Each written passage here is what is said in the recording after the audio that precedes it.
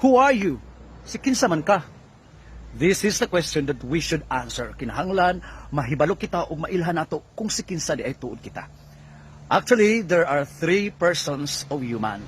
The first one is the person, the people knows who you are.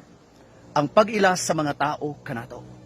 The second one is the person, you know who you are. Ang pag-ila nato sa atong kaugalingon kung si kinsa ta.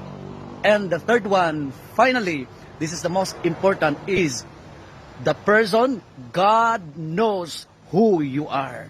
Ang pag-ila sa Diyos kanimo kanako.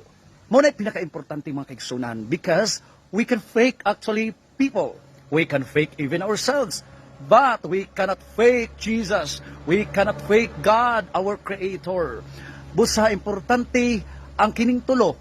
Ang pag-ila sa mga tao kanato, ang pag-ila usab sa nato sa atong kaugalingon, pero labaw sa tanan ang pinaka-importante niini ang pag-ila sa Dios kanato kung si kinsa ta.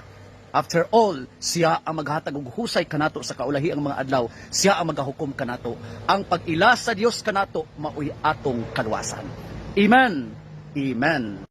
Emmanuel, God with us. Hallelujah.